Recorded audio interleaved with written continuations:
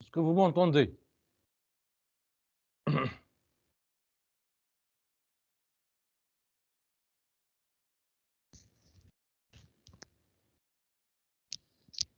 Voilà.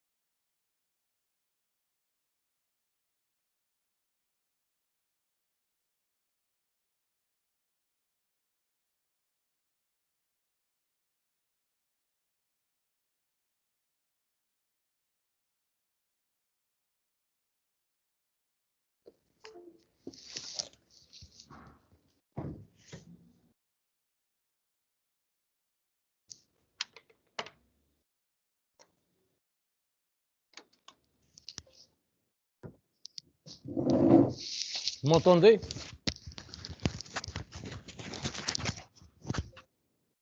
Oui, monsieur. On était où la dernière fois? On a terminé le TD numéro 2 ou le مازال؟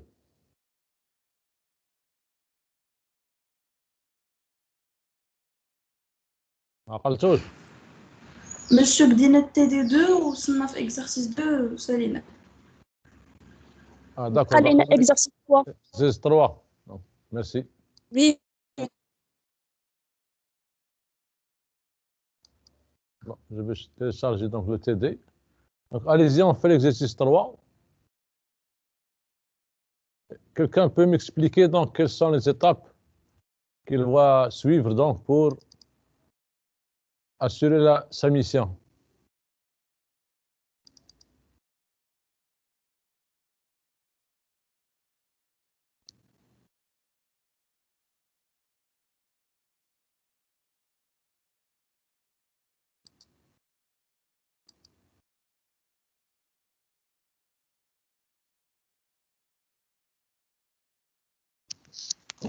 C'est pas copié. Donc, quelles sont les étapes à suivre?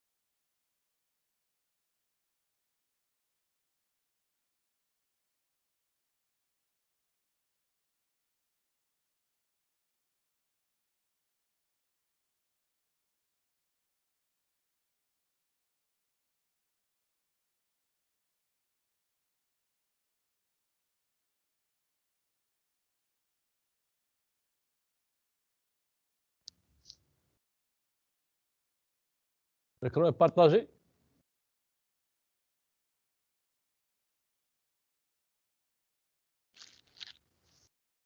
Oui, monsieur. Allez, dites-moi comment on va faire. Quelles sont les étapes à suivre pour assurer cette mission qui est donc améliorer la qualité de service dans l'agence.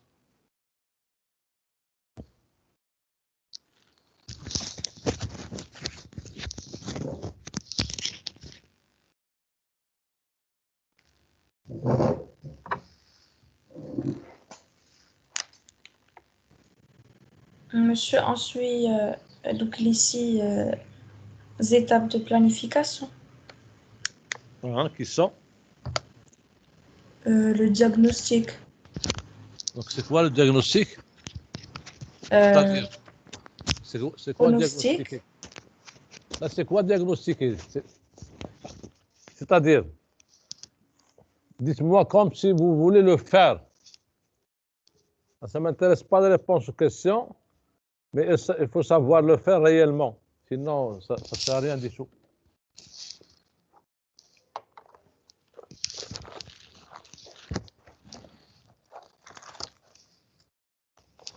Monsieur, le diagnostic, c'est rechercher, étudier la chose. Étudier? Étudier les gens, voir ce qu'on veut changer, voir ce qu'on veut faire. Qu'est-ce qu'on veut changer ici? Ici, on Ici, a un on veut cas. améliorer la qualité. Voilà, on veut améliorer la qualité de service dans l'agence commerciale. D'accord? Pour planifier donc cette qualité, donc on doit tout d'abord, qu'est-ce qu'on doit faire? Le processus de planification commence avec le diagnostic. Oui, c'est vrai. Mais c'est quoi diagnostiquer en fait? Comment on peut l'appliquer dans ce cas?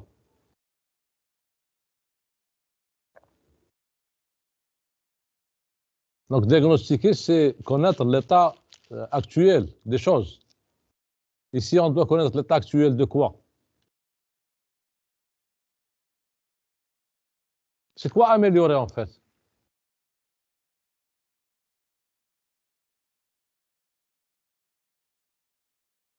Donc améliorer, ça consiste à passer de la situation actuelle à une situation meilleure. C'est ça, améliorer. D'accord? Je suis dans une situation donnée, actuelle, donc je fixe des objectifs, qui expriment donc la situation souhaitée, qui est meilleure que la situation actuelle. Donc pour pouvoir faire ça, je dois connaître donc la situation actuelle. Mais la situation actuelle de quoi? Dans ce cas, dans l'exercice 3.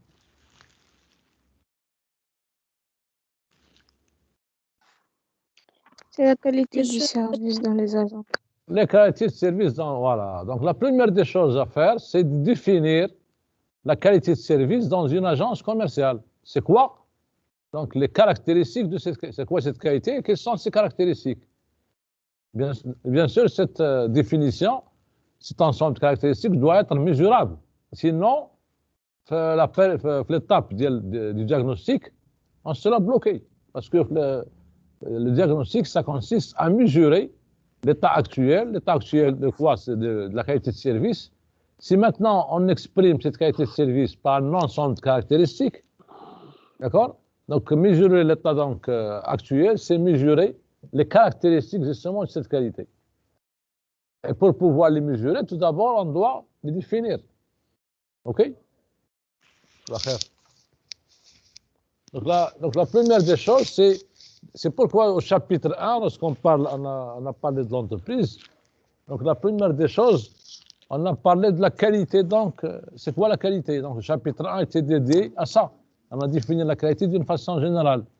Maintenant, pour chaque entreprise, pour chaque situation, d'accord, il faut définir, c'est le cas ici, pour le service dans une agence commerciale, il faut tout d'abord définir c'est quoi la qualité de service dans une agence commerciale.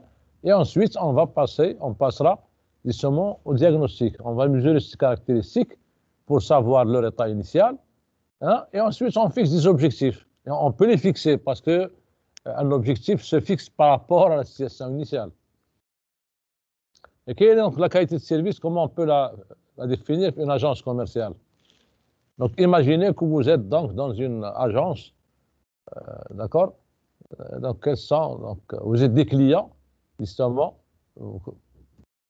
Comment peut-on définir c'est quoi la qualité de service? comment on est accueilli? Voilà, on commence donc bien. Donc, la première des choses, lorsque l'agence elle est dans une situation géographique donnée, donc ici on s'intéresse pour un opérateur donc de télécom que de l'agence commerciale, c'est-à-dire l'agence où on règle les factures. Parce qu'on ne parle pas de toute l'entreprise, de l'aspect technique, etc. OK? Donc, on suppose qu'il existe une agence, un lieu donné, d'accord? On y va. Donc, la première des choses, en entrant donc à l'agence, c'est l'accueil. Donc, ici, il faut définir la qualité de l'accueil. Ensuite, qu'est-ce qu'il y a ensuite? Qu'est-ce qu'on fait dans une agence lorsqu'on est accueilli après?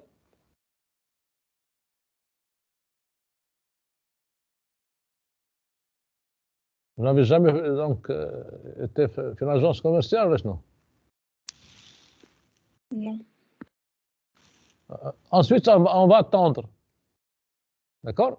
Il y a une file d'attente. S'il y a des personnes, bien sûr, attendre bon jour.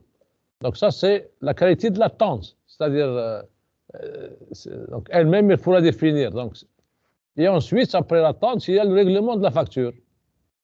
OK? Donc, si vous voulez, on peut distinguer trois dimensions, trois aspects. L'accueil, ensuite l'attente, ensuite le règlement de la facture. Donc, l'accueil, si on n'a pas, donc vous êtes... Monsieur, il y a aussi... Oui? Il y a aussi, quand il y a une réclamation, on part à l'agence. Là, on va la cerner pour le règlement de facture. Donc, la remarque, pour ne pas donc disperser mais on peut le faire, bien sûr, pour tous les services. C'est le même principe. Donc, et on peut le faire même pour toute l'entreprise. Donc, l'opérateur télécom, en prenant en considération l'aspect technique et tout. Donc, ce qui m'intéresse, c'est comment appliquer donc, le processus, la méthode. Donc, il faut comprendre la méthode. Bon, si on sait l'appliquer un petit système, bien sûr, on peut l'appliquer pour un grand système. Ça va prendre un petit peu de temps de plus. Donc, c'est ça le... Donc, dans l'accueil, donc pour... ou bien, on va chercher, ça dépend de l'entreprise. Si l'entreprise a un historique sur donc l'accueil, sur les plaintes, etc., on peut avoir une situation actuelle qui décrit donc l'accueil. Donc, l'accueil, il faut donc aller chez les clients et leur demander, donc, ou bien on fait des sondages, des enquêtes, des sondages, ou bien si on a un système d'écoute client, ça veut dire le client, lorsqu'il est mécontent, il a à se plaindre, d'accord? Du service, bien sûr, je parle. Je ne parle pas de l'exclamation, des factures, des problèmes techniques, et de l'accueil au niveau de l'agence. Donc, notre système étudié, c'est l'agence. Pour l'attente, donc, on peut l'évaluer par la durée moyenne que passe un client pour régler sa facture, 15 minutes, 20 minutes. Bon, la durée moyenne, bien sûr, parce qu'on ne peut pas faire donc, une durée donc, instantanée, ponctuelle. D'accord? Les conditions d'attente, est-ce qu'il y a un espace confortable, est-ce qu'il y a un environnement donc, climatisé, etc. Et troisième aspect, c'est la facture. Donc la facture, normalement, lorsqu'on règle une facture, il y a un ensemble d'informations. Est-ce que ces informations donc, sont pertinentes? Est-ce qu'elles sont faciles et compréhensibles facilement par le client, etc. D'accord? Ici, donc, on est en train de décomposer ces éléments-là pour arriver à des caractéristiques mesurables, pour qu'on puisse faire le diagnostic. Donc, c'est ça le principe. D'accord? Une fois qu'on a défini donc ces caractéristiques-là, bien sûr, le diagnostic sera facilité. Donc, ou bien on va trouver, je parle d'une façon générale maintenant, ou bien je vais trouver le système d'information, la documentation de l'entreprise, les historiques qui m'indiquent donc le paramètre à mesurer, comment il était l'année dernière, les 6 mois derniers, etc. Pour les éléments que je n'ai pas trouvés, je peux mettre en place, bien sûr, un indicateur pour les mesurer. D'accord? Je peux mener une enquête de satisfaction client. Est-ce que les clients sont satisfaits donc, de l'accueil de tout ça? Ce qui est mesurable directement, par exemple, la durée, donc 5 ans, donc la durée moyenne que passe un client l'agence, Donc, je peux la prélever si j'ai un système électronique de file d'attente. Je vais trouver l'ordinateur carrément. D'accord? Si je ne l'ai pas, je peux la mesurer manuellement. Donc, l'important, c'est de pouvoir la mesurer. OK? Donc, ensuite, une fois qu'on a mesuré donc, ces caractéristiques, on doit fixer donc des objectifs. Bien sûr, les objectifs sont des proportions d'amélioration par rapport à l'état initial. D'accord? Et un objectif, bien sûr, doit être SMART, c'est-à-dire je dois fixer un objectif donc chiffrable, à échéance, donc dans le temps, etc. Et ensuite, donc, je vais rédiger un plan d'action, justement, pour définir l'ensemble des actions qu'on doit faire, donc, pour justement réaliser ces objectifs, avec bien sûr des points de contrôle. Voilà. Donc, lorsqu'on dit donc planifier la qualité de service dans une agence, donc le problème, donc le premier problème à résoudre, c'est justement c'est quoi la qualité de service. Il faut répondre à cette question avec des caractéristiques mesurables, mais vagues, parce que si ces caractéristiques ne sont pas, donc ils sont subjectifs, on ne peut pas les mesurer, ça veut dire qu'on ne va pas pouvoir faire notre diagnostic. Et bien sûr, évidemment, on ne va pas faire gaffe pour juste planification. Bon, pas de questions? Ça, sur la correction donc, détaillée, je vais vous l'envoyer cette semaine. Je vais la partager. D'accord? Donc, maintenant, si vous n'avez pas de questions, on va passer donc à un nouveau chapitre. Donc, c'est la méthode du son de problème. Donc, elle est déjà partagée sur le chapitre 3.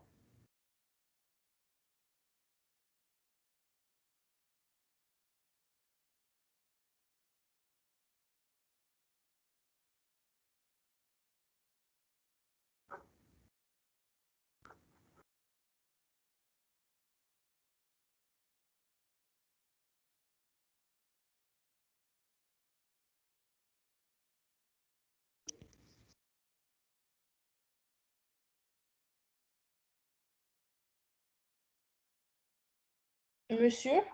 Oui, oui. Monsieur, vous J'écoute. répétez ce que vous avez dit à la fin. J'ai dit que, est-ce que vous avez des questions? J'ai dit qu'on a terminé ce chapitre avec le TD. Je vais partager la solution. Donc, fin de semaine, je vais partager la solution, la correction du TD numéro 2. Et le chapitre 3 qu'on va attaquer maintenant, donc elle est déjà partagée dans la plateforme. Monsieur, on aimerait savoir si dans le contrôle, on aura le chapitre 1 et le chapitre 2. Quand est-ce que vous aurez le contrôle? Le 21, d'ici l'autre semaine prochaine. Le 21, le mercredi. On ne sait pas encore. Ils n'ont pas encore annoncé le planning des examens pour les matières. Mais ils ont dit qu'ils vont commencer du 21 décembre. Donc 21, donc on a donc la semaine prochaine. Donc on a les chapitres, les 3 chapitres. Même le chapitre que je vais commencer aujourd'hui. Les 3, monsieur. Oui. Ouais. Mais Alors, ça pose un problème. le troisième, on ne peut pas faire encore de tes défis. راه غادي نعطيكم التادي غادي ندير شابيتر بالتادي ديالو شوف ملي وصل ل 21 فين ما وصلنا دونك لا وصلنا ساينا الشابيتر 3 افيك سون تي راه جو في لو دوني سينو نعطي الشابيتر 1 و 2 D'accord, merci monsieur. ماشي مشكل زعما كومون ريفونير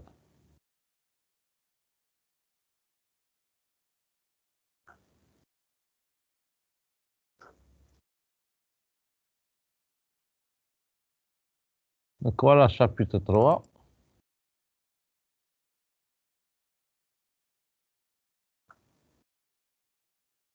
L'écran est partagé? Oui, monsieur, elle est partagée. Ouais, merci.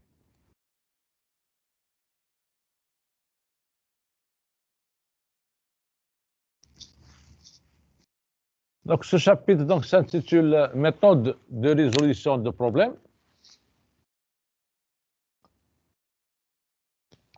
Donc c'est un chapitre très important Pourquoi? Parce que dans tous les domaines, même dans la vie, on est confronté à des problèmes. Donc, il y a des problèmes au quotidien, bon, en particulier ce qui nous intéresse dans le cours, c'est le problème dans l'entreprise. Et bien sûr, ces problèmes-là, pour les résoudre, bien sûr, il faut disposer, et il faut donc avoir une méthode pour le faire. On ne résout pas comme ça. Donc, la partie, donc, il est un petit peu indépendant de tous les chapitres. Bien sûr, bon, on va l'utiliser, mais donc, il peut être donc attaqué sans prérequis. Donc, il faut profiter. Donc, même les gens qui n'ont pas suivi dès le début, qu'ils profitent pour bien sûr comprendre cette méthode. Donc, tout d'abord, donc, avant d'aller plus loin, tout d'abord, on va définir c'est quoi un problème. Parce que souvent, on parle de problème, parce que vous demandez à quelqu'un c'est quoi un problème, justement, comment vous le définissez, donc il trouve des difficultés pour le définir. Donc, un problème, tout simplement, c'est un écart entre une situation réelle observée, non satisfaisante, et une situation normale, ou là, une situation référence, ou bien une situation idéale. Ou bien, c'est un écart entre ce qui est et ce qui devrait être. Bon, tout simplement, si on prend un exemple, la température normale, on la connaît d'une personne, c'est à peu près 37 degrés. Lorsqu'une personne a 39 degrés, donc elle est anormale, elle est malade, bien sûr. Donc, parce qu'il y a un écart de degrés. Donc, 39 moins, donc la situation observée, c'est 39. La situation normale, bon, le médecin, tout le monde le connaît, c'est 37. Donc, il y a un écart, 39 moins 30. L'écart, c'est la différence entre les deux. Donc, 39 moins 37, 2 degrés. Donc, ces 2 degrés, c'est eux qui posent problème. Ce n'est pas les 37. Et ce n'est pas les 39. Parce que dans les 39, il y a les 37 qui sont normales. Donc, avec l'excès des 2 degrés, c'est elles qui posent donc le problème. Bon, cet écart de température provoque une sensation de mauvais être. On ressent, bon, donc il n'y a plus le bien-être. Donc, si quelqu'un, lorsqu'on n'est pas malade, alhamdoulilah, tout le monde, on est à 37, on est même inconscient. D'accord?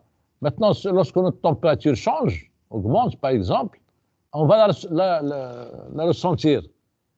Ça veut dire que l'être humain ne ressent que les écarts. Donc, c'est les 2 degrés qu'on va ressentir parce que les 37, donc, on est même inconscient. Donc, découvrir un problème, on peut dire, donc, c'est prendre conscience d'un écart entre une situation réelle, non satisfaisante, et une situation souhaitée. Bon, bien sûr, pour connaître un problème, il faut tout d'abord connaître a priori la situation normale. Lorsque je ne connais pas la situation normale d'une chose, je ne peux pas la juger. D'accord? Parce que juger, c'est quoi juger? Juger, ça consiste à comparer justement. D'accord? Quand l'on compare, donc on peut dire même la pensée, c'est comparer. Donc lorsque je connais la situation normale, il vous donne d'une chose et vous me dites donc qu'est-ce que pensez de cette chose. Bien sûr, je vais la comparer avec l'état normal. Si je ne trouve pas d'écart, je vais dire donc qu'il n'y a pas de problème. Si je trouve un écart, donc je vais préciser que il y a un problème. Voilà. Et maintenant, méthode. Donc, méthode, c'est un ensemble ordonné d'étapes. Donc, l'étape qui constitue un moyen pour parvenir à un résultat. Donc, il vient donc méthode de résolution de problème. Donc, c'est un ensemble ordonné d'étapes, donc à suivre, bien sûr, et à faire pour annuler l'écart entre une situation réelle insatisfaisante et la situation normale. Donc, voilà, c'est pour le titre, méthode de résolution de problème. Il ne faut pas confondre méthode et outil, parce qu'en général, la plupart des gens les confondent. Donc, l'outil, c'est ce qui permet de faire une activité. D'accord? Donc, l'outil est une technique ou un objet utilisé par la méthode. D'accord? Ça peut être une technique, ça peut être un objet, comme un couteau, une clé, etc., comme les outils de médecin. Donc, ça peut être une technique, mais c'est donc immatérielle, hein, utilisée par une méthode donnée. Donc la méthode est la manière dont une action se déroule, ainsi que les choix qui ont permis la mise en œuvre et la conduite de cette action de cette manière. Donc, pour résumer, on peut dire que les méthodes s'identifient par la question comment s'est déroulée l'activité, une activité donnée. L'outil, c'est par quoi s'est faite l'activité. Bien sûr, un outil peut servir à faire plusieurs activités. Donc, prenez les outils de la cuisine, par exemple, à la maison. Les outils qu'on a donc, dans la cuisine, ils ont donc une multitâche. On peut les utiliser dans plusieurs. La même chose pour les clés d'un mécanicien. Une clé, il peut l'utiliser dans plusieurs activités. Donc, il ne faut pas mélanger. Donc, la méthode, l'outil, donc la méthode, c'est l'ensemble d'étapes. Et pour faire ces étapes-là, on a besoin d'outils. Donc, il ne faut pas les mélanger parce que ça serait grave. Donc, parce que l'outil, bien sûr, c'est important, mais ce n'est pas le plus important. La méthode, elle est plus importante que l'outil. Bon, prenons par exemple, si je vous donne les outils d'un médecin, d'accord, et vous n'êtes pas médecin, ça ne sert à rien du tout. La même chose, les outils d'un mécanicien, je ne suis pas mécanicien. Donc là, si vous voulez, la méthode, c'est la médecine, ou bien la mécanique, et les outils, donc, voilà. Donc, les principaux éléments constitutifs de la méthode sont les différentes étapes, bien sûr, l'articulation de ces différentes étapes, donc, leur ordonnancement, d'accord, c'est séquentiel, les moments et les lieux de chacun de ces étapes, et les techniques ou bien les outils utilisés dans ces différentes étapes. C'est exactement ce qu'on va voir en fait, le cours, donc, puisque c'est une méthode de résolution de problèmes. Donc, il a un certain ensemble d'étapes. On va voir comment ces étapes sont articulées, quand est-ce qu'on doit les faire, et bien sûr, quels sont les outils utilisés pour l'exécution de ces étapes. C'est ça ce qu'on va voir, Inch'Allah. Voilà.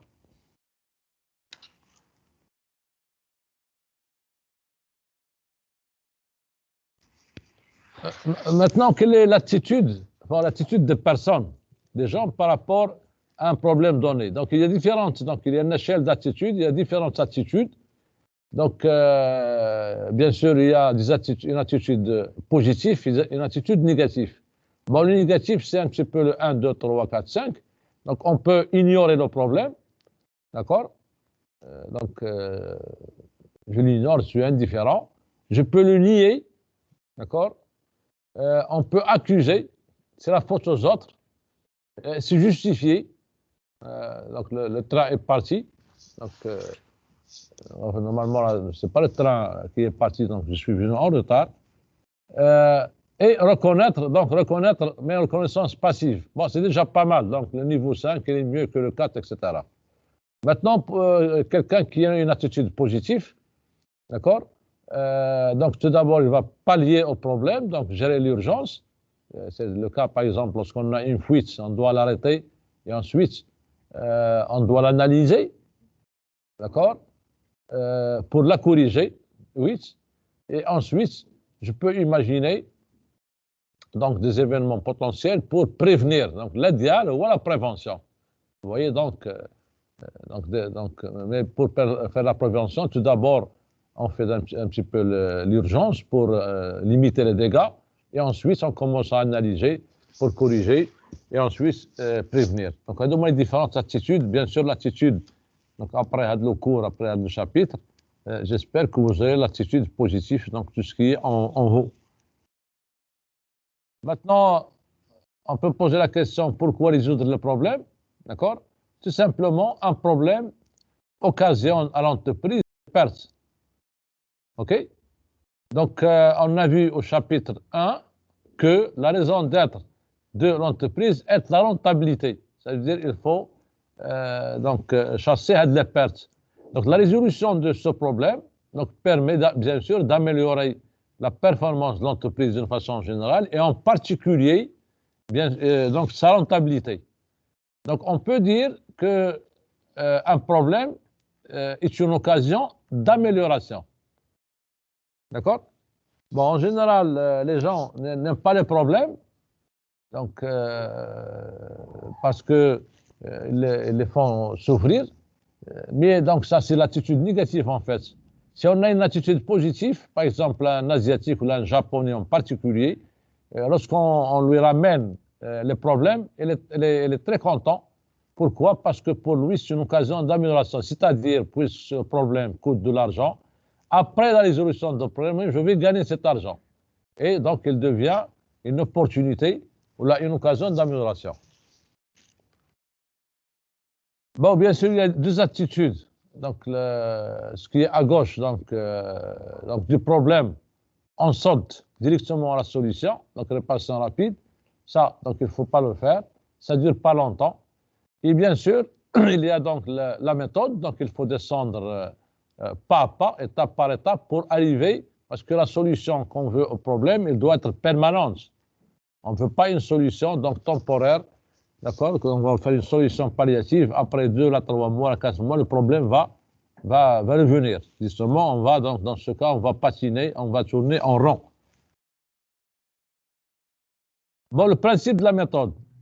Donc, cette méthode, tout simplement, utilise le principe de causalité. Donc, je rappelle, donc, le principe de causalité, donc, c'est un principe qu'on ne peut pas démontrer. Donc, toute la science, elle est basée sur ce principe-là. Même notre vie, bien sûr, elle est basée sur ce principe. Donc, ce principe, qu'est-ce qu'il dit? Donc, chaque effet a au moins une cause. D'accord? Au moins. Sinon, il peut avoir, bien sûr, plusieurs causes. Deuxième élément, les causes sont antérieures à l'effet. C'est-à-dire, les causes viennent avant l'effet. C'est-à-dire les causes et ensuite l'effet. Et bien sûr, les mêmes causes produisent les mêmes effets. D'accord? On peut schématiser donc un problème par son effet et bien sûr par sa cause. Donc, on distingue bien sûr les problèmes simples pour lesquels les causes sont évidentes. D'accord? Et sans ambiguïté. Le chemin qui mène à sa résolution est évident et les problèmes compliqués ou complexes qui sont objets de la méthode, bien sûr, parce que si le problème est simple, ce n'est pas la peine donc de gaspiller l'énergie pour le résoudre, parce qu'il est tout simplement évident. Pour lequel l'énergie nécessaire pour définir la nature du problème, découvrir ses causes, aboutir à sa résolution, est en général plus importante que pour un problème simple. Voilà. Bien sûr, il faut bien distinguer entre les effets du problème et le problème lui-même. Donc, un effet n'est pas un problème, mais le résultat d'un problème concret. Bon, prenons le cas d'un arbre, d'accord, avec ses racines. Donc, lorsqu'on voit les effets, les feuilles de l'arbre, normalement, les causes sont dues aux racines, donc, parce qu'il y a un problème dans les racines donc, de l'arbre. Donc, il faut chercher donc, ces causes-là, les racines. Mais l'effet, normalement, c'est le résultat. C'est à ne pas confondre avec le problème. C'est exactement lorsqu'on a une augmentation de l'élévation de la température. D'accord? C'est l'effet, ça.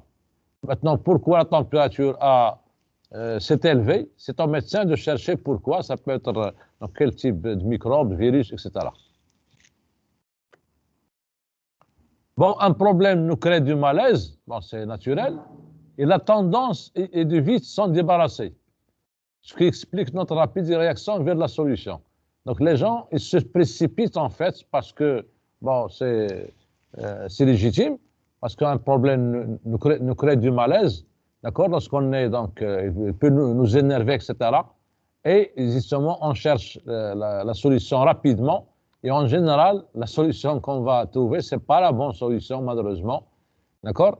Donc nous sommes habitués à coller une cause unique sur un fait. Donc, lorsqu'un fait, là on voit donc un fait ou un effet de quelque chose, en général, les gens sortent avec. Alors, ils oublient que cet effet-là, et donc cet effet peut avoir plusieurs causes. D'accord?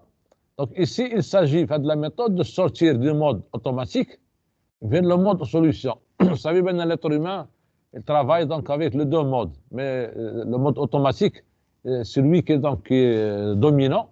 Donc, on conduit donc, la voiture en parlant. On fait beaucoup de choses d'une façon inconsciente parce que on est programmé pour ça. C'est ça le mode automatique. Alors que le mode automatique, pour la résolution de problèmes, d'un nouveau problème, d'accord, il faut faire attention, ça ne donne pas de résultats, il faut aller vers le mode solution.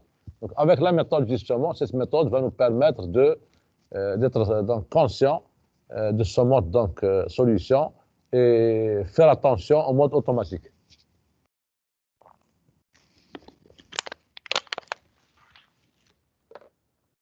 Maintenant, la méthode. Donc, la méthode elle est constituée de 6 étapes. Donc, on a dit que la méthode, c'est un ensemble d'étapes. Justement, donc, 6 étapes. Donc, la première étape, c'est d'abord, il faut poser le problème à résoudre. D'accord? Ensuite, on va chercher les causes racines du problème, de l'effet. Troisièmement, on va chercher les solutions. Quatrièmement, on va appliquer les solutions. Et ensuite, on doit contrôler pour vérifier est-ce que ces solutions sont efficaces ou non. Et ensuite, il faut assurer, donc prévenir, assurer que la solution va rester dans le temps. Donc, c'est ça les étapes qu'on va voir donc, dans ce cours-là. C'est les 6 étapes. Et bien sûr, avec les outils associés. Donc, tout d'abord, la première phase, c'est poser donc, le problème. Donc, bon, c'est évident, pour résoudre un problème, il faut tout d'abord le poser. Et pour pouvoir le poser, il faut tout d'abord l'identifier. D'accord? Or, dans la vie, et en particulier en entreprise, il existe plusieurs problèmes qu'on ne peut pas tous résoudre en même temps. Et la question qui s'impose est, en présence de plusieurs problèmes, quel problème traiter en premier? D'accord? Donc, je rappelle ici, donc, on rappelle c'est quoi un problème de qualité, parce qu'on s'intéresse à la qualité, quoique la méthode, j'ai dit, donc, s'applique dans n'importe quelle situation. Donc, la qualité ici, je repris la définition de la norme. Donc, la qualité d'un produit ou d'un service est l'ensemble des propriétés, des caractéristiques qu'on a vues, qui confèrent l'aptitude à satisfaire des besoins exprimés ou implicites. Donc, il existe 2 termes clés dans cette définition. Tout d'abord, caractéristique. Donc, ici, ça nous ramène que la qualité correspond à quelque chose de concret, de mesurable. Et qui dit besoin, dit une personne qui utilise le produit ou le service.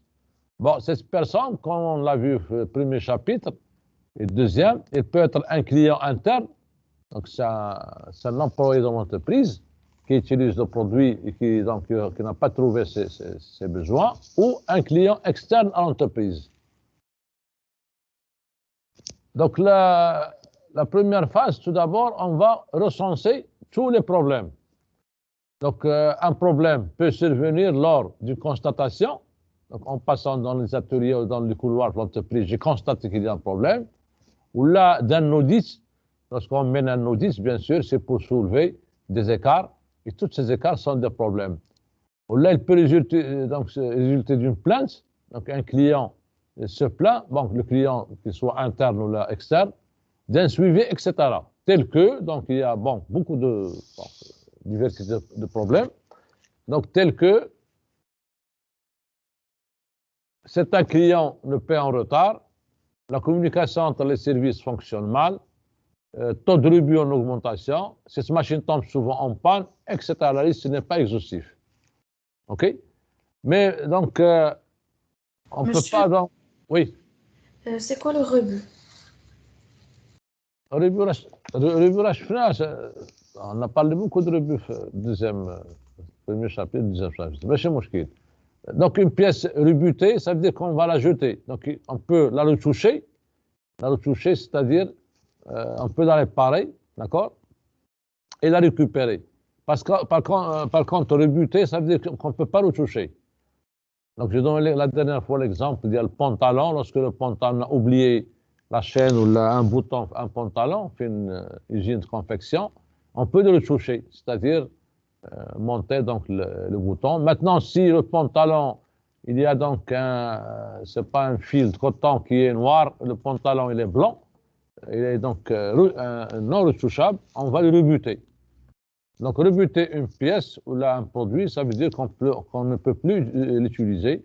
Par contre, retoucher, c'est-à-dire je peux le réparer et donc il va fonctionner. Voilà.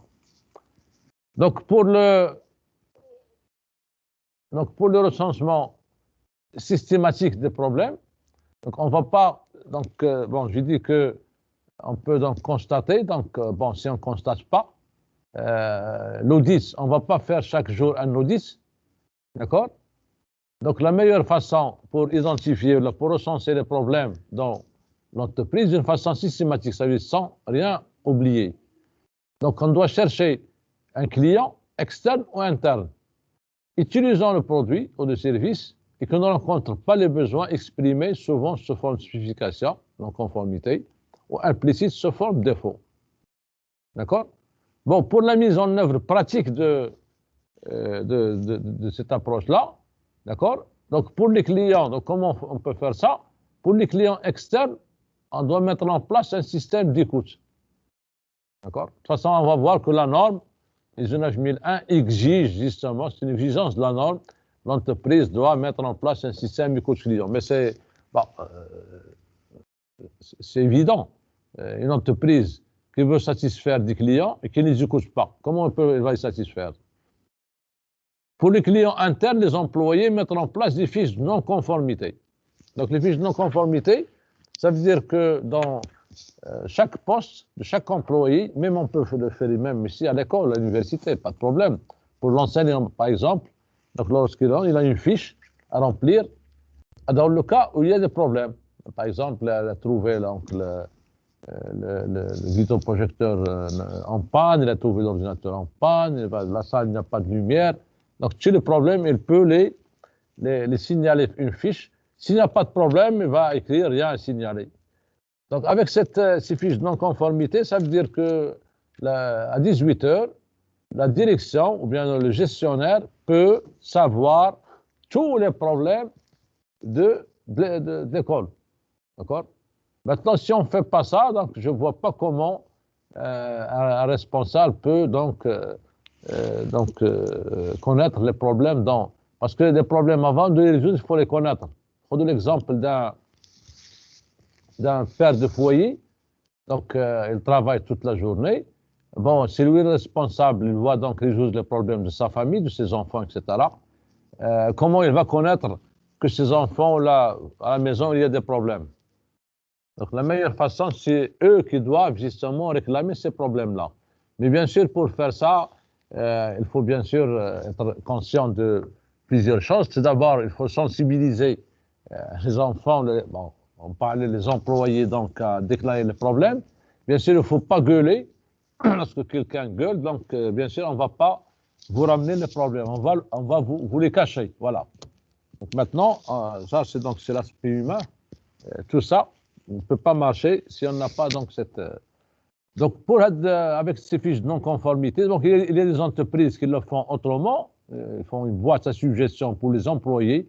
Donc, si l'employé a une remarque ou a un problème, on peut faire donc des fiches de non-conformité.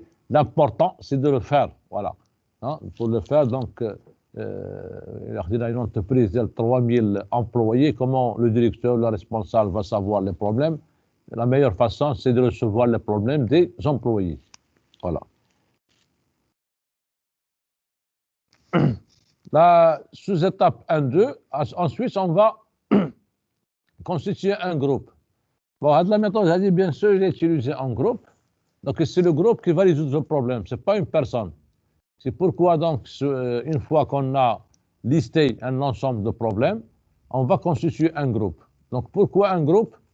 Parce que la mise en commun des compétences et des expériences permet une efficacité maximale. Donc, comment doit-on constituer ce groupe? Donc, il ne doit pas être trop important. 6 ou 7 personnes maximum. Ça dépend de la complexité des problèmes, bien sûr.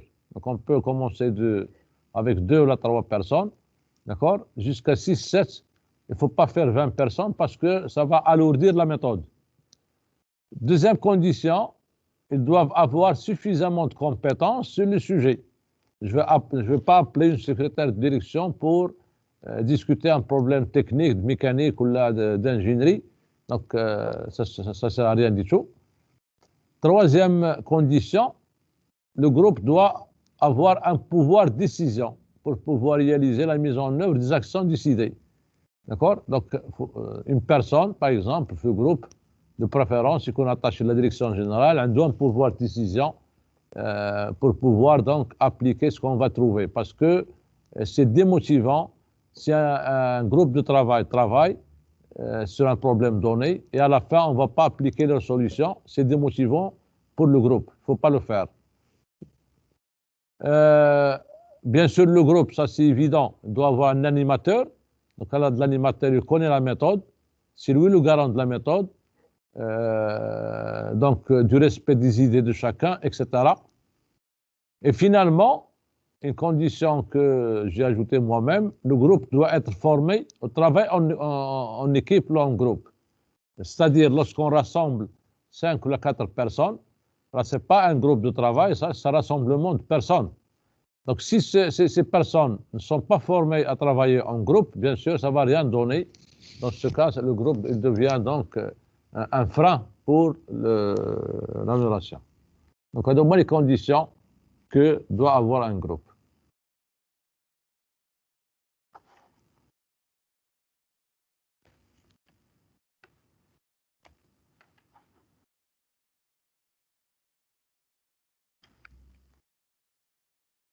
Voilà. Ensuite, le groupe, qu'est-ce qu'il va faire maintenant? On revient au problème. Il va sélectionner le problème. Donc, tous les problèmes étant recensés, d'accord? On doit trier les problèmes par thème, production, qualité, approvisionnement, etc. Les classer par ordre de priorité. Hiérarchiser les problèmes au regard de nos priorités. Hiérarchiser, ça veut dire les classer par critères. Choisir un problème. Donc, se mettre d'accord sur le choix d'un problème. Bien sûr, pour choisir, on va se baser sur des critères, d'accord? Parce que sinon, ça n'a pas de sens. Valider ce choix et faire valider donc, le choix par la hiérarchie. Toujours, il faut impliquer la hiérarchie, justement, pour assurer que les solutions, donc, il faut qu'ils soient au courant et que les solutions seront appliquées donc, à la fin. Donc, le point clé à retenir, donc le problème est-il exprimé en termes de faiblesse ou d'insatisfaction? Le cadrage du problème est-il assez limité? Donc, il faut bien sûr spécifier le lieu et les limites du problème. Le problème correspond-il aux compétences du groupe? Ça, c'est donc, il faut s'assurer de ça, c'est très important.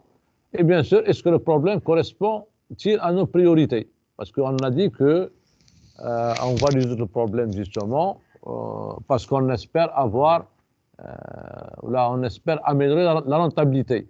Maintenant, si le problème n'est pas donc, prioritaire pour l'entreprise, n'est pas pertinent, ça veut dire même que sa résolution ne va pas amener une amélioration significative. Pourquoi il doit être donc, il doit correspondre aux priorités de l'entreprise.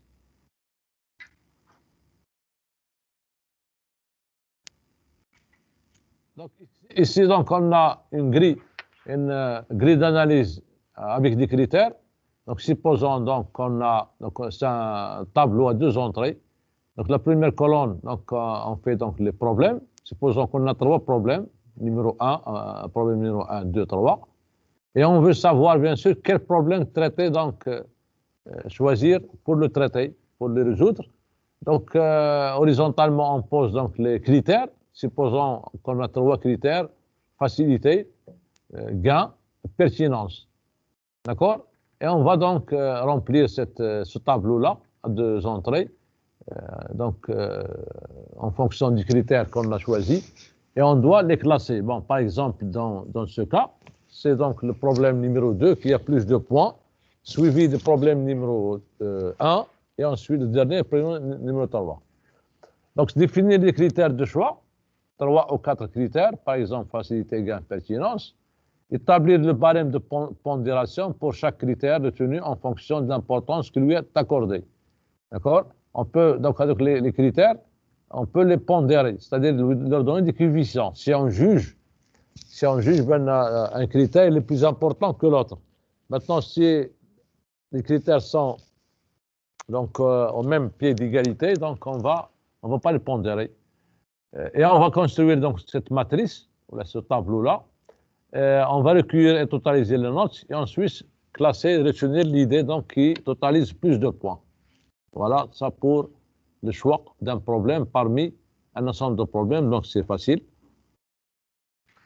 Ensuite, pour le problème retenu, on doit le formaliser, donc le rendre officiel. Donc, pourquoi? Parce qu'un problème bien posé est à moitié résolu. D'accord? Il s'agit de formuler le problème de façon précise et chiffrée, que l'on pourrait qualifier d'étendue et limite du projet, de telle sorte qu'une personne extérieure puisse appréhender la nature et l'importance du problème. Bon, la tendance naturelle étant, une fois le problème donc posé, de vouloir apporter aussitôt des solutions. On a dit que, parce qu'un problème donc nous crée des souffrances et des dégâts, on veut s'en débarrasser le plus vite possible. Et par exemple, lorsqu'on dit, quelqu'un dit que cette machine tombe souvent en panne, il faut la changer. Donc la formulation du problème, elle est fausse. Pourquoi? Parce qu'il a dit, la première partie, donc cette machine tombe souvent en panne, on peut qualifier ça de problème. Mais il faut la changer, c'est une solution. D'accord? Ici, on a posé le problème et la solution. Et c'est une mal formalisation. Donc tout d'abord, on doit poser le problème. La solution, ça peut être la changer ou bien l'entretenir, etc. Il ne faut pas se précipiter. Bien sûr, on doit chiffrer le problème. Donc, pourquoi? Pour savoir son importance. D'accord? Parce que l'entreprise doit s'assurer qu'elle est en train de résoudre un problème important. C'est-à-dire, important, c'est-à-dire que sa résolution va amener une rentabilité importante. Donc, si on prend l'exemple de certains clients nous paient en retard, on doit donc savoir quel est le pourcentage des clients qui paient en retard. Mais quand 0,01% paient en retard, ce n'est pas un problème. Quelle est la durée de retard? Par exemple, le client il a un différé d'un mois, ou qu'il a 33 jours, par exemple. Donc, la durée n'est pas importante, etc. Donc, ce chiffrage-là, il va nous permettre d'évaluer l'importance du problème avant d'aller de décider de le résoudre. Maintenant, même si le problème est d'ordre qualitatif, il faut essayer de trouver des indicateurs le quantifiant. Par exemple, la qualité de surface d'un capot, d'accord? On voit la collure, les rayures, les fréquences d'apparition, le nombre de défauts par capot, etc. Donc, il faut essayer de quantifier, hein, parce que sans mesure, justement, on ne peut pas aller plus loin. Et finalement, là avant donc la dernière sous-étape, on doit mesurer toute la situation actuelle, justement. Pourquoi? Parce que dans la partie contrôle, la démarche, donc on a fait l'étape 5, on va contrôler pour vérifier est-ce que les actions mises en œuvre des solutions, est-ce qu'elles sont efficaces ou non. D'accord? C'est pourquoi on doit connaître toute la situation actuelle. Bon, on utilise des indicateurs, bon, parfois ils sont simples, 0 ou 1, par exemple, une panne de la machine à laver, une panne d'une machine, donc il est en panne, n'est pas en panne, donc on a 2 étapes, pas de problème. Un autre exemple, certains clients nous paient en retard, par exemple, les pertes engendrées par ce retard. Donc, si on les évalue, donc on va pouvoir comparer le contrôle pour voir est-ce que ces pertes ils ont diminué ou non. Et finalement, on termine cette première étape avec la définition d'objectifs. Donc, je connais le problème, je connais sa situation actuelle, je l'ai chiffré, j'ai mesuré la situation actuelle. Donc, maintenant, je dois poser un objectif. Bon, l'objectif, bien sûr, ça ressemble un petit peu au processus de planification. Donc, l'objectif doit être donc une proportion d'amélioration par rapport à la situation actuelle. Voilà. Je prends un exemple, par exemple, les accidents dans un carrefour, dans un croisement, la route. Donc, on doit savoir combien d'accidents mortels, quand est-ce, le jour, mois, etc. Qui est voiture, moto, camion, carrosse, etc. Objectif, une fois qu'on connaît la situation actuelle du problème, on peut fixer un objectif, par exemple, réduire le pourcentage d'accidents de X% d'ici 3 mois, par exemple. Et on va construire des indicateurs pour les suivre. Par exemple, la police, ils ont toutes ces informations justement, ils savent est-ce que le nombre d'accidents, enfin, une route donnée, est-ce qu'il a augmenté ou là, il est en train de diminuer. Donc ici, on peut résumer ça dans une fiche description du problème, d'un problème. C'est pas normalisé, hein. C'est une fiche juste pour résumer tout le problème. Donc le problème, c'est quoi? Le responsable, l'équipe, description et timing, c'est-à-dire quand est-ce qu'on va, donc un petit peu de détails sur le problème, quand est-ce qu'on va le faire, les valeurs actuelles, l'état des lieux, et l'objectif. Et bien sûr, on doit limiter le périmètre de la solution, donc on doit définir ce qui est exclu du périmètre de la solution.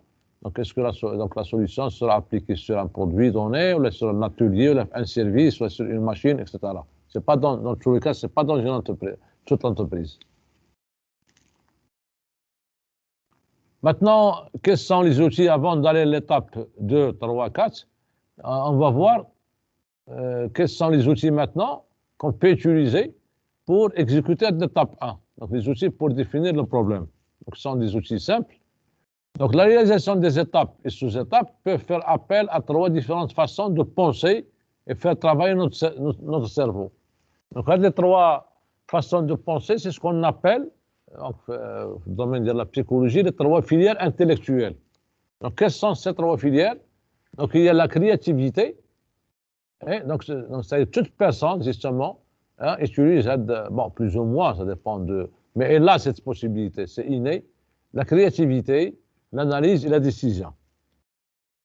Bon, la créativité, elle a comme objectif de générer beaucoup d'idées originales. Donc, on peut dire que quelqu'un de créatif, c'est-à-dire lorsqu'il trouve une idée, bon, une idée originale, ça veut dire que personne, ou l'idée n'existait pas auparavant. D'accord? C'est ça la créativité. Pour qu'elle soit efficace, cette créativité, il faut empêcher la fonction analytique du cerveau de s'exercer. Donc, les spécialistes de domaine qui ont notre cerveau, elle est divisée en 2 parties, une partie gauche et une partie droite. Et une partie, donc, je ne me rappelle pas, donc c'est pas important, une partie qui fait appel donc, à la créativité, à l'intuition, elle est créative, ou une partie analytique, donc c'est celle qui utilise avec les démarches, les modèles, les lois physiques, les méthodes, tout ce qu'on connaît, etc., la société. D'accord? C'est une démarche donc linéaire et rationnelle.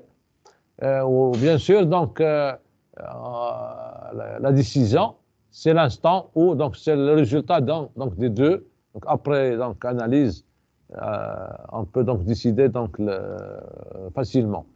Et bien sûr, on va voir qu'il y a donc un conflit entre cette partie gauche de notre cerveau et une partie droite. C'est-à-dire, on ne peut pas les faire fonctionner en même temps. D'accord? On va voir que je ne peux pas donc penser à une nouvelle idée et en même temps utiliser un modèle que je connais parce que le modèle va m'empêcher justement de créer une nouvelle idée. Parce que les modèles qu'on a en tête, donc c'est si vous voulez des programmes, c'est comme un ordinateur, on est programmé. Donc chaque fois que la session se présente, on exécute un programme. Maintenant, ça empêche justement de créer. Donc il faut arrêter cette analyse justement linéaire à un certain moment si on veut être créatif. Donc c'est ça le principe.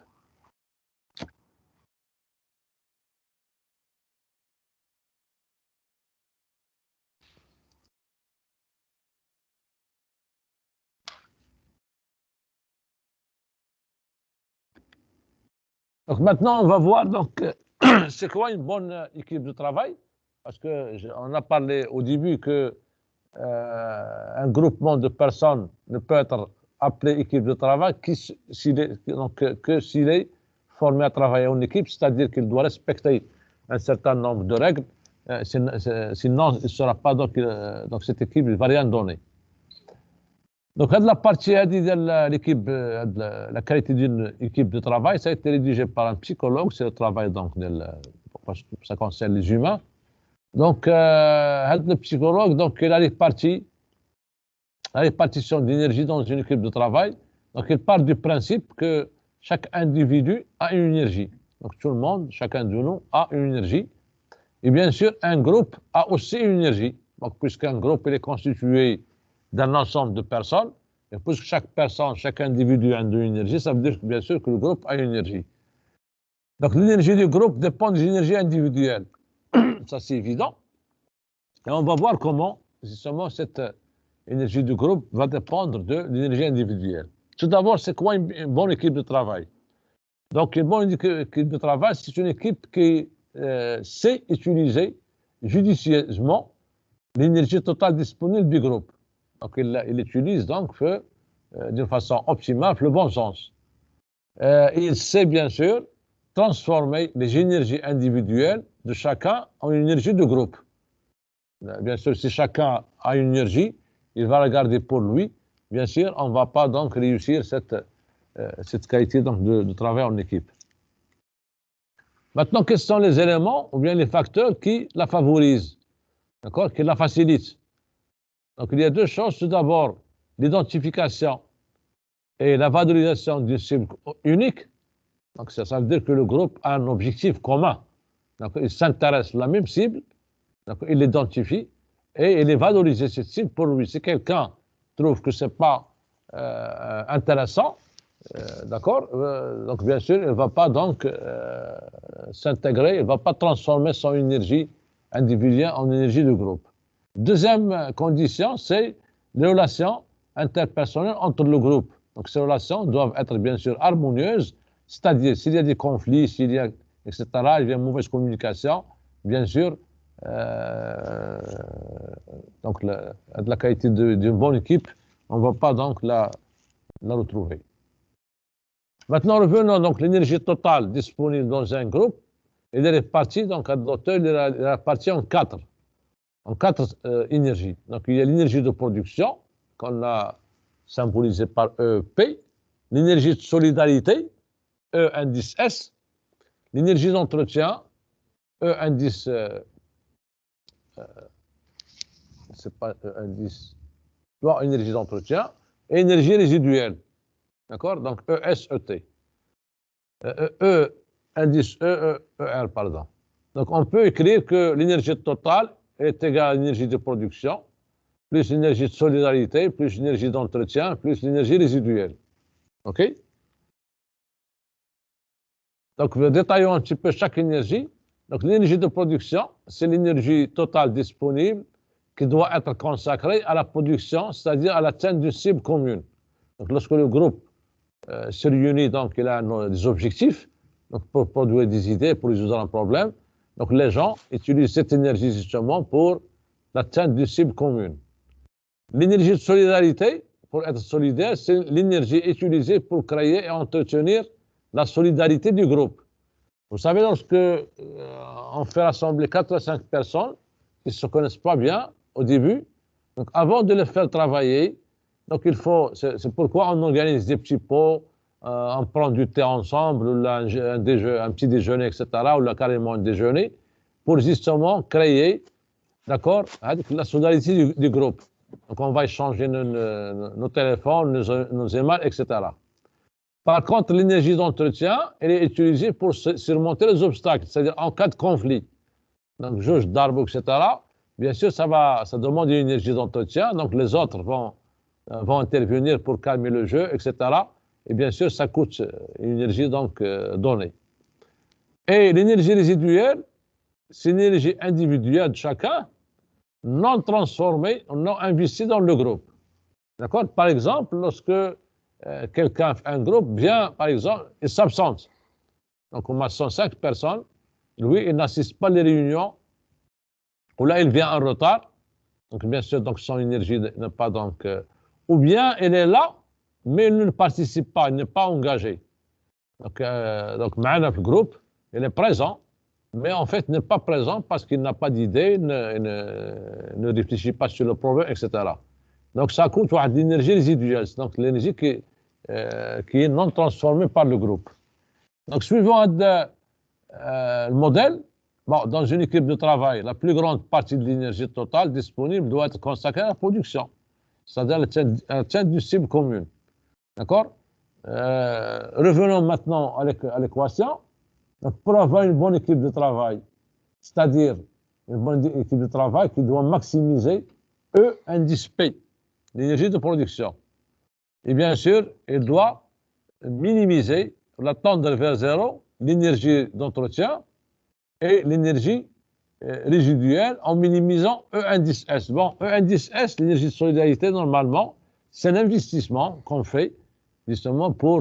donc, c'est pas un problème. Par contre, l'énergie d'entretien, lorsqu'on a beaucoup de conflits, beaucoup de disputes, cette énergie va augmenter. Et bien sûr, elle va augmenter au détriment de quoi? Au détriment de l'énergie de production. Si on augmente l'énergie d'entretien, ou là l'énergie donc résiduelle, on va diminuer l'énergie de production. Donc, pour maximiser l'énergie de production, EP, il faut minimiser E indice S, O indice R et E indice donc E. D'accord? Donc, l'idéal, qui n'existe pas bien sûr, pour une équipe de travail parfaite, on doit avoir ET égal à EP. Les autres sont nuls. Donc, puisque c'est impossible, bien sûr, il faut que le groupe donc, soit solidaire, il faut qu'ils se connaissent, etc. Donc, on doit investir une énergie pour ça, qu'on appelait ES. Par contre, l'énergie d'entretien et l'énergie résiduelle, donc l'énergie d'entretien, c'est lorsqu'il y a des conflits. Donc, lorsqu'il y a trop de conflits, cette énergie va augmenter.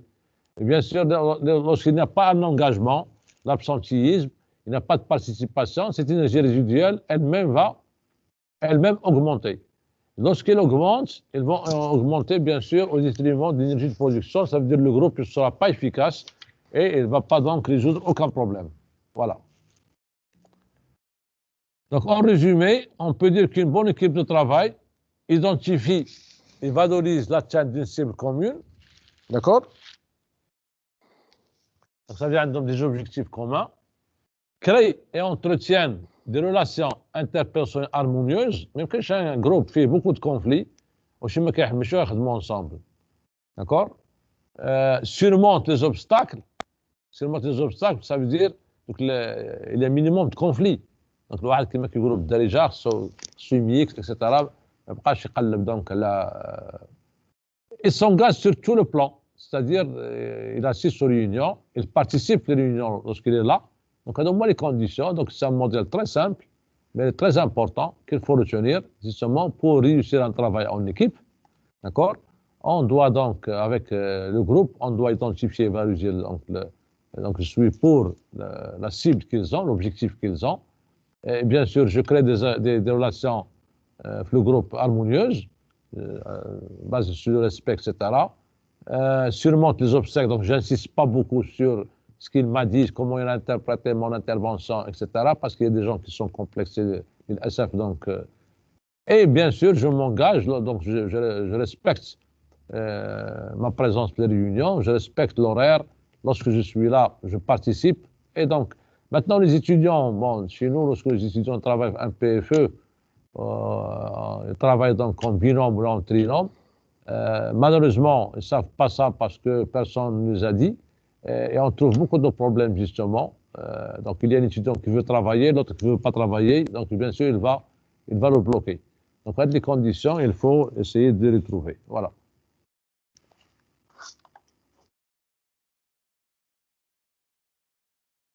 Maintenant, on passe le premier outil. Donc, ça, juste pour vous montrer donc c'est quoi une bonne équipe de travail. Ici, donc l'outil donc le plus simple, donc c'est le QQQ, etc. CP. Donc, c'est des questions quand, qui, quoi, combien, pourquoi. Donc, la méthode, donc, on appelle des 7 questions. Il y a plus de 7. Okay, bon.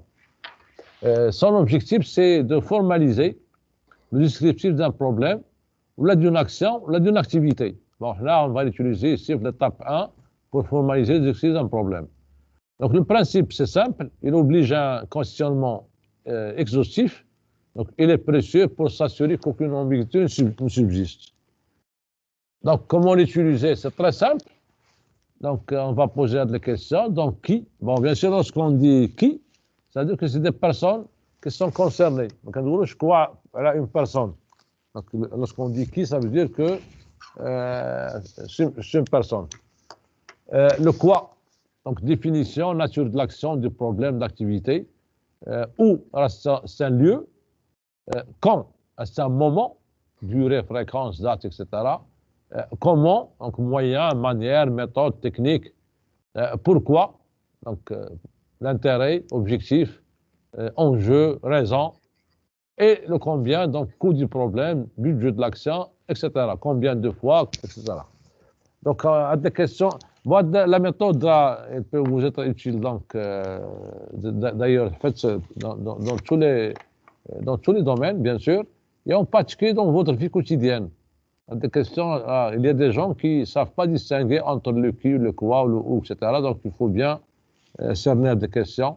Et elles sont fondamentales pour, justement, la formalisation d'un problème. Donc, le fait de répondre à ces questions permet de cerner le problème et de le formaliser pour le groupe. Bon, les réponses aux questions sont données par le groupe. L'ordre des questions n'est pas imposé. On peut revenir à une question pour la compléter, pas de problème. Donc, d'où, donc, en résumé, règle objectif. Donc, cette méthode permet de formaliser le problème en posant à toutes ces questions. Le rôle de l'animateur, écrire toutes les réponses à toutes les questions sans prendre parti. Regrouper éventuellement avec l'accord du participant des réponses du même type, parce qu'il y a des participants qui vont répondre de la même façon. Ce qu'il faut donc, les erreurs à éviter, il ne faut pas trop étendre ou restreindre le problème. Donc, trop étendre le problème, c'est-à-dire, je vais dire que le problème, il est dans toute l'entreprise ou là dans toutes mes entreprises. Si on a une filiale, des filiales donc partout, donc au Maroc par exemple, d'accord? Il ne faut pas faire ça. Et non plus, il ne faut pas restreindre le problème à un petit service. Donc, il faut être donc la moyenne. Il ne faut pas oublier des personnes concernées pour le problème. De toute façon, lorsqu'on va poser la question qui, justement, au début, avec le qui va nous rappeler si jamais on oublie une personne qui est concernée avec l'atelier, avec le service. Le rôle du participant, ne pas critiquer les réponses des autres participants. On va voir maintenant de l'aspect critique. C'est vraiment, c'est ça l'handicap, justement. C'est tout chez nous, avec notre culture, parce qu'on a un esprit, donc, on critique beaucoup. Je ne parle pas de la critique scientifique, hein. Ça c'est bien, parce que la critique scientifique, c'est une science. Maintenant, on critique et on interprète mal. Et justement, c'est ça la source des conflits. D'accord? Donc, on va voir que la critique, normalement, empêche les gens de réfléchir. On aura l'occasion de revoir ça. Bon, étape 2. Donc, on a vu maintenant l'étape 1, donc comment poser un problème et quels sont les outils qu'on peut utiliser. Maintenant, l'étape 2, on doit chercher donc les causes racines du problème. Donc, je rappelle que toujours le principe de causalité, donc c'est un deuxième rappel, pas de problème. Chaque effet a au moins une cause, les causes sont antérieures à l'effet, et les mêmes causes produisent les mêmes effets. On peut schématiser avec ce schéma-là, donc on peut le présenter avec ça. Donc bien sûr, pour maîtriser les effets, il faut agir sur leur cause. OK? On n'agit pas sur l'effet. Bon, l'effet, c'est le cas lorsque vous avez la température de 39 ou 40 degrés, tu es tu es à la maison. Qu'est-ce que tu fais? Tu prends donc un médicament pour baisser, l'aspégique ou la doliprane avec les produits liquéniques, pour baisser la température. Lorsque tu fais ça, tu es en train d'agir sur l'effet, et non sur la cause. D'accord? Donc la maladie ne va pas disparaître, donc la température va baisser de 3 heures à 4 heures, et après, elle va remonter puisque la cause n'est pas donc attaquée. Donc, et bien sûr, pour donc agir sur donc, ces causes-là, il faut tout d'abord les déterminer. Et c'est l'objet de cette étape-là.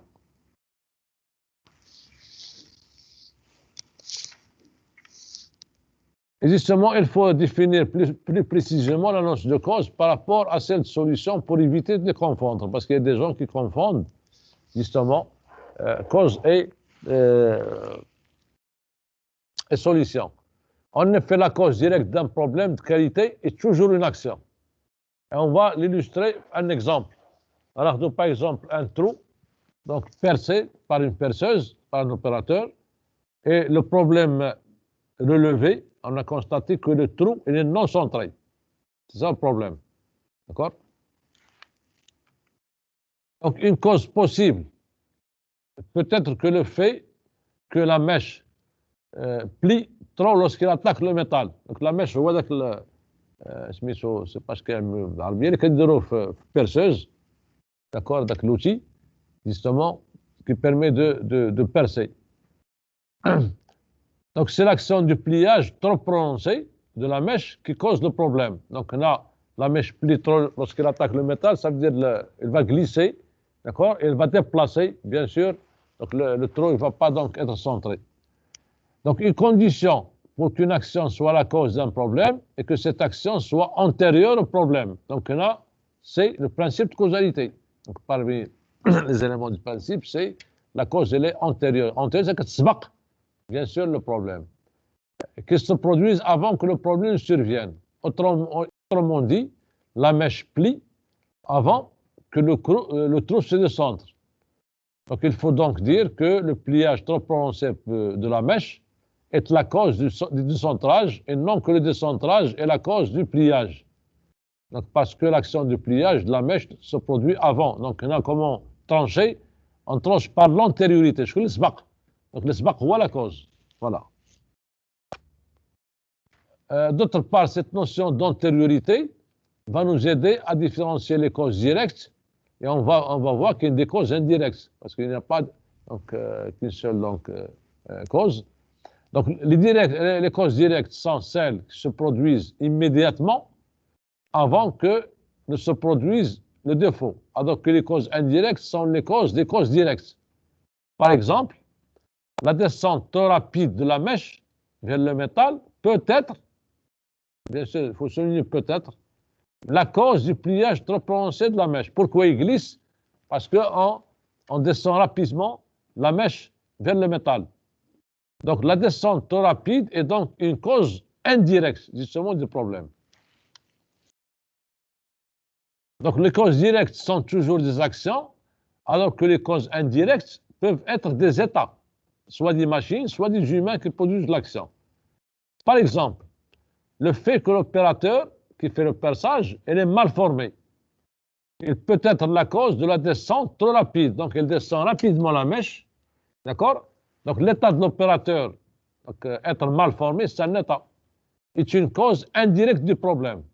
Et ici, on peut résumer, donc le problème, c'est le décentrage du trou. Donc, pourquoi le trou se décentre? Parce qu'il y a le pliage trop prononcé de la mèche. Pourquoi donc ce pliage trop prononcé? Parce qu'on descend rapidement la mèche. Pourquoi on descend rapidement la mèche? Parce que l'opérateur elle est mal formé. Donc, vous voyez donc l'antériorité. Vous voyez donc la cause directe, c'est une action, c'est le pliage trop prononcé. Par contre, une cause indirecte, c'est un état, donc l'état de l'opérateur qui est mal formé. Voilà.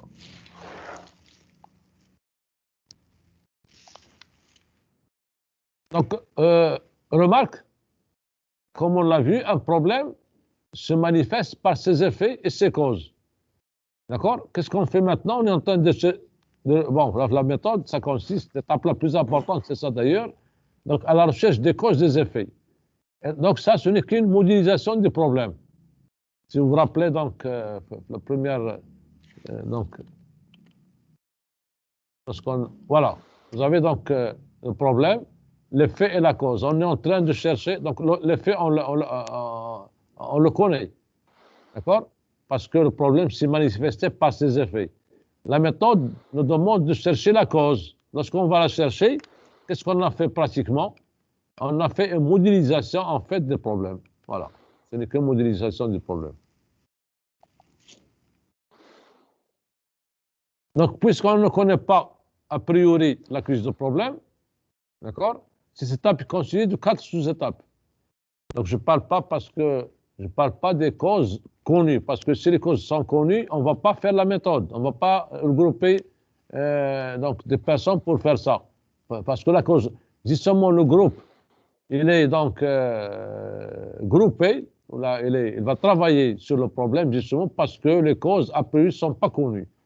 Puisqu'ils ne sont pas connus, on va essayer de les chercher par sous-étapes. Tout d'abord, on commence par rechercher toutes les causes possibles. Hein? Mais chez les vraies causes, les causes possibles. Donc, parmi ces causes possibles, il peut y avoir, bien sûr, la cause. On va regrouper ces causes par famille, les visualiser, et ensuite, on va les hiérarchiser, c'est-à-dire les classer par ordre d'importance. Et finalement, ça va nous permettre de valider la cause, ou la cause principale ou les causes principales. D'accord? Donc, on va commencer donc par rechercher donc toutes les causes possibles. Donc, la cause est l'action ou l'état qui produit concrètement, actuellement, réellement le problème.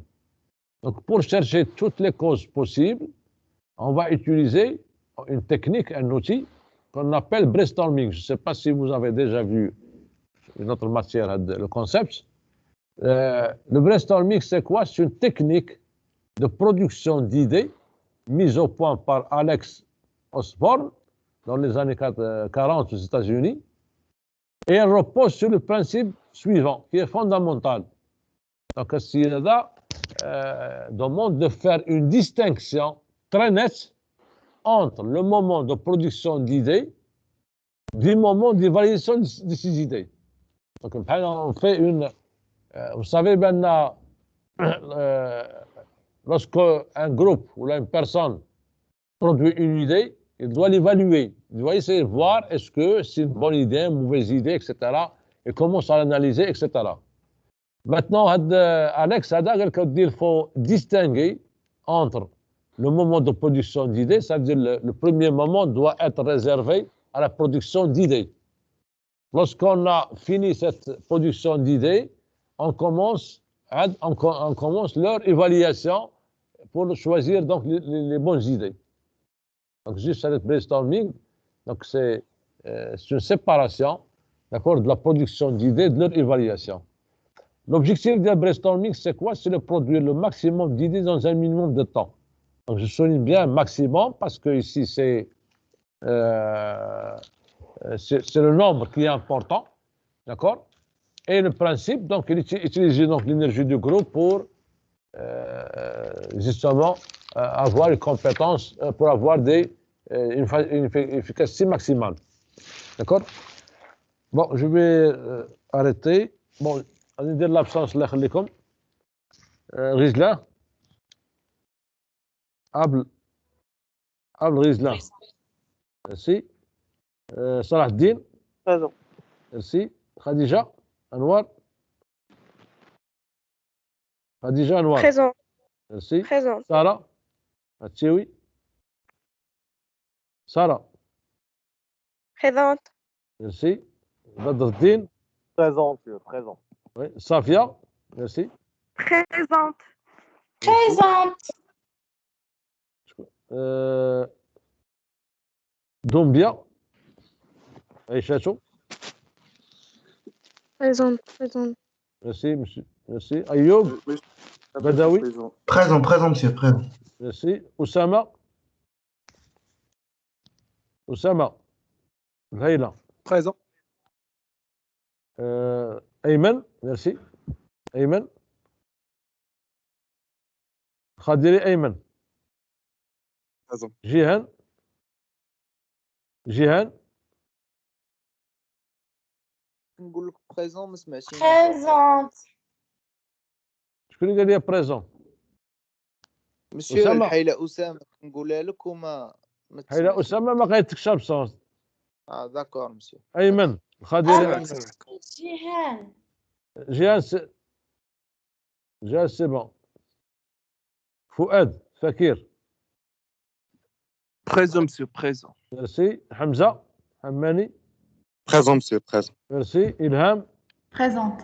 ميرسي. شيماء. Présente. ميرسي. هبة. Présente. ميرسي. وندي أحمد. وندي أحمد. présent.